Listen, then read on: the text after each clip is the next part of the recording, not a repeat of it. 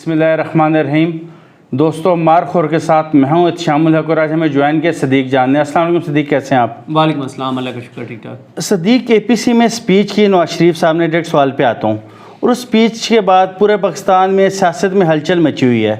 یہاں کی ہلچل تو ہمیں سمجھ آتی ہے, آپ بتائیں انگلینڈ میں کیا چل رہا ہے, آپ کے پاس کیا خبر ہے اس والے سے؟ آپ نے ویڈیو بھی کی ہے, سنا ہے؟ نہیں, میں نے ویڈیو کی تھی کہ اقتدار کے ایوانوں میں کیا چل رہا ہے, لیکن جہاں تک بات ہے کہ لندن میں کیا چل رہا ہے وہ زیادہ تشویشناک بھی ہے اور خطرناک بھی ہے. جو اطلاعات ہیں ہماری وہ یہ ہیں کہ اداروں کو جو لیٹسٹ جو انفارمیشن موصول ہوئی ہے, جو خفیہ رپورٹ ایک موصول ہوئی ہے, اس کے مطابق نواز شریف صاحب ایک سٹیپ اور آگے جا رہے ہیں. یہ تو اب بات ہم بہت زیادہ کر چکے ہیں کہ نواز شریف صاحب نے جو تقریر کی انہوں نے اپنا سیاسی پناہ کا کیس مضبوط کیا, لیکن اب وہ اس سے بھی ایک قدم آگے جا رہے ہیں.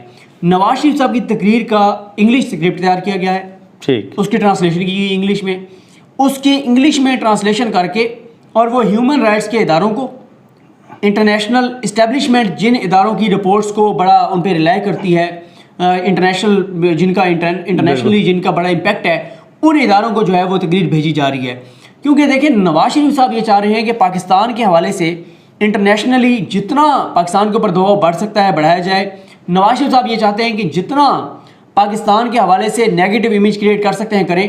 اور اس وقت نا ایک نیکسس ہے, بہت ساری قوتوں کا ایک نیکسس ہے کہ پاکستان کے اندر ایسی چیزیں کی جائیں, پاکستان کے اندر ایسے ایشوز کو ہائی لائٹ کیا جائے, پاکستان کے اندر ایسے الزامات لگائے جائیں جن کا مقصد یہ ہے کہ انٹرنیشنل جو ادارے ہیں, جو NGOs ہیں, جو ہیومن رائٹس کے ادارے ہیں, وہ یہ کہیں کہ پاکستان میں حالات بہت خراب ہیں.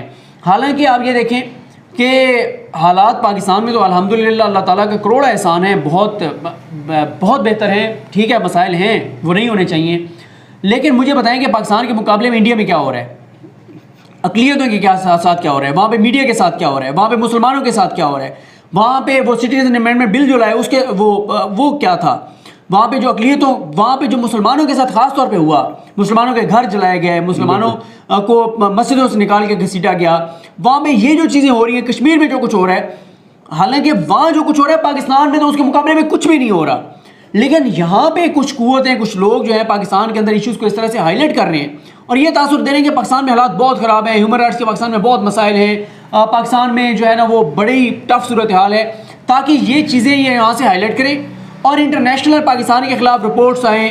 پاکستان میں یہ کہا جائے کہ یہاں پہ ہیومن رائٹس کے بہت مسائل ہیں, وائلیشن ہے, یہاں پہ فریڈم آف ایکسپریشن نہیں ہے, یہاں پہ میڈیا پہ پابندی ہے, یہاں پہ لوگوں کو گالیاں دی جاتی ہیں, تھریٹ کیا جاتا ہے, یہ ساری چیزیں کی جا رہی ہیں.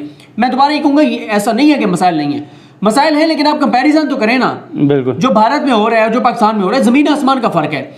نواز شریف صاحب اس سارے کا فائدہ اٹھانا چاہتے ہیں, ٹھیک, اور اس حوالے سے ہم نے دیکھا کہ اب تو کچھ ڈھکی چھپی نہیں رہ گئی نا, جب نجم سیٹھی صاحب نے پروگرام میں یہ ساری باتیں کہہ دی ہیں کہ پاکستان کے حوالے سے انٹرنیشنلی جب ایسی رپورٹس آئیں گی, پاکستان کے اوپر پابندیاں لگائی جائیں گی, تو پھر اسٹیبلشمنٹ کے پاس اور عمران خان کے پاس کوئی آپشن نہیں ہوگا کہ جا کے نواز شریف کو واپس لایا جائے. تو اس وقت یہ جو چیز ہے نا احتشام صاحب, یہ بہت زیادہ خطرناک ہے, یہ بہت افسوسناک ہے کہ آپ اپنے ذاتی کرپشن کیسز کے لیے, آپ اپنی لوٹ مار کے لیے, آپ اپنی منی لانڈرنگ کے لیے, آپ اپنی ڈکیتی کے لیے, آپ اپنے خاندان کو سیکیور کرنے کے لیے آپ ملکی مفاد کو دو پہ لگا رہے ہیں, آپ قومی سلامتی کو دو پہ لگا رہے ہیں. آپ APC کے اعلامیے میں یہ بھی لکھ چھوڑتے ہیں کہ پاکستان کی جو ایٹمی اثاثے ہیں وہ خطرے سے دوچار ہو سکتے ہیں. یہ کس کا بیان ہے ایٹمی اثاثوں والا؟ ٹھیک, کس کو کھٹکتا ہے کہ واحد جو ایک اسلامی ملک ہے, ایٹمی پاور جو ہے, جس ملک کے اندر یہ کیپیسٹی ہے کہ وہ ملک عالم اسلام کو لیڈ کرنے کی طرف جا سکتا ہے. ابھی ہم اس پوزیشن میں نہیں ہیں, لیکن ہم جا سکتے ہیں الحمدللہ, اللہ تعالیٰ کا کرم ہے, جغرافیائی حوالے سے ہماری جو امپورٹنس ہے, جو پوٹینشیل ہے, یہاں پہ ہم جا سکتے ہیں آگے. اور اس حوالے سے آپ نے دیکھا پرائم منسٹر عمران خان کی جو تقریر تھی اسلاموفوبیا کے حوالے سے, پھر عمران خان صاحب نے ملائیشیا کے ساتھ اور ترکی کے ساتھ مل کے کہا کہ ہم ایک انگلش چینل لائیں گے. پھر یہ بھی کہا کہ ہم جو ہے وہ عالم اسلام کے اندر اکٹھا کرنے کے لیے, اختلافات ختم کرنے کے لیے اقتدار ادا کریں گے. تو پوٹینشیل تو نظر آتا ہے. عمران خان کے آنے کے بعد ایک دم پاکستان جو انٹرنیشنل اس میں معاملے میں ایک اہم کھلاڑی بن کر پاکستان سامنے آیا ہے. گو کہ ہماری فائنینشیل حالت دیکھیں بہت کمزور ہے, ہم قرضوں کے اوپر جی رہے ہیں, ہم نے قرضوں کی ادائیگی کے لیے بھی قرضے لینے ہیں, ہم نے قرضوں کا سود ادا کرنے کے لیے بھی قرضے لینے ہیں. اس سب کے باوجود کیونکہ عمران خان کی ایک سے ہے, کیونکہ عمران خان کا ایک قد کاٹ ہے, کیونکہ ان کا پہلے تعارف ہے انٹرنیشنلی, تو اس چیز کا ہمیں پاکستان کو فائدہ ہوا ہے. اب کچھ لوگ اپنے ذاتی مفادات کے لیے, اور میں ایک اور چیز بتاؤں, شیخ رشید صاحب نے ایک جملہ کہا اور انہوں نے بالکل ٹھیک کہا کہ ایک رات کی دلہن کو 3 طلاقیں ہو گئی ہیں.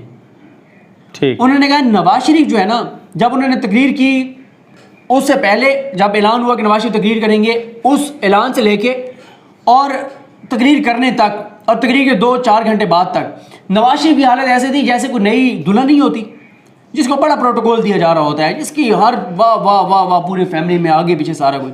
لیکن انہوں نے کہا کہ ایک رات کی دلہن کو اس کے بعد 3 طلاقیں ہو گئیں, یعنی 24 سے 36 گھنٹے تو بڑا شور رہا نواز شریف کا, واہ واہ یہ وہ تقریر.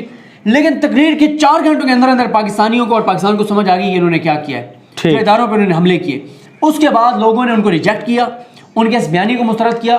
دیکھیں احتشام بھائی, میں دوبارہ یہ کہوں گا, ذاتی آپ کے پولیٹیکل پارٹیز کے اختلافات ہو سکتے ہیں, لیکن ریاست کو آپ بلیک میل نہ کریں, ایسی چیزیں نہ کریں جو پاکستان کے خلاف ہوں, جو پاکستان کے ان اداروں کے خلاف ہوں جو پاکستان کی سلامتی کے ضامن ہیں, ٹھیک, جو پاکستان کی بقا کے ضامن ہیں. ٹھیک. اچھا مجھے اب یہ بتائیں, اب اس سپیچ کے بعد الطاف حسین میں اور نواز شریف میں آپ کو کتنا فرق دکھائی دے رہا ہے؟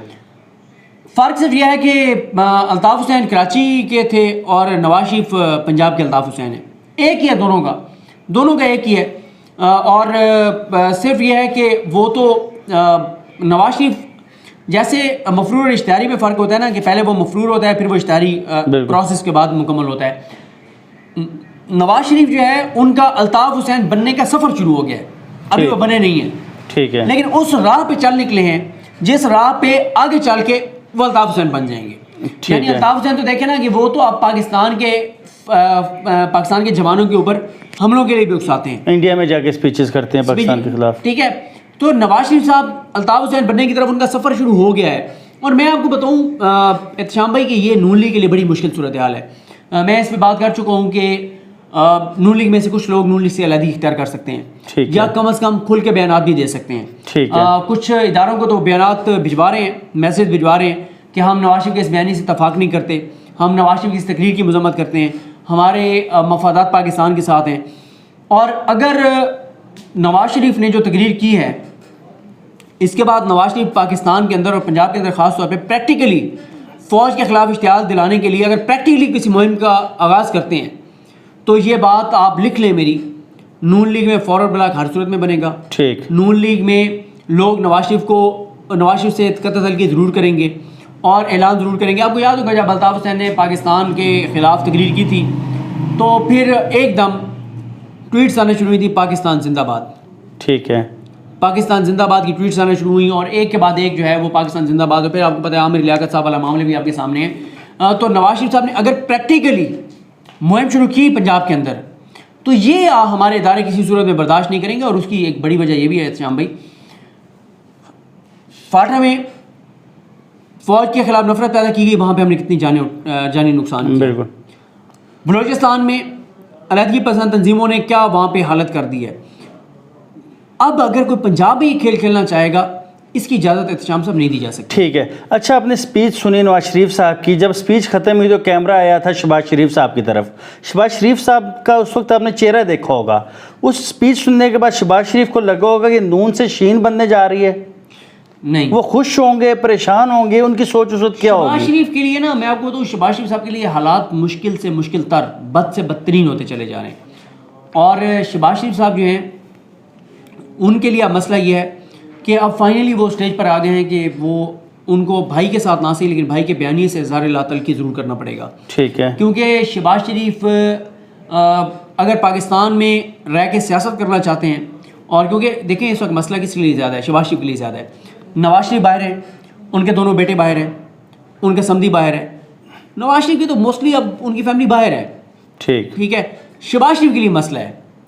بالکل. نواز شریف کی تو صرف بیٹی یہاں پہ ہے نا, مریم, اور وہ بھی اس لیے کہ مریم ظاہر ہے بائی چوائس یہاں پہ چاہتی کہ وہ یہاں رہ کے, اور تھوڑا سا کام ضرور خراب ہوا کہ وہ جانا چاہتی تھی, عمران خان نے نہیں جانے دیا, لیکن وہ تو صرف مریم یہاں پہ ہے نا. اور مریم ویسے اب کیونکہ جو کوشش ناکام ہوئی ہے اس کے بعد اب مریم مزید اگریسو چیزوں کو لے کے چلنا چاہیں گی, لیکن دیکھتے ہیں کہ شہباز شریف ان کو روک پاتے ہیں یا نہیں روک پاتے.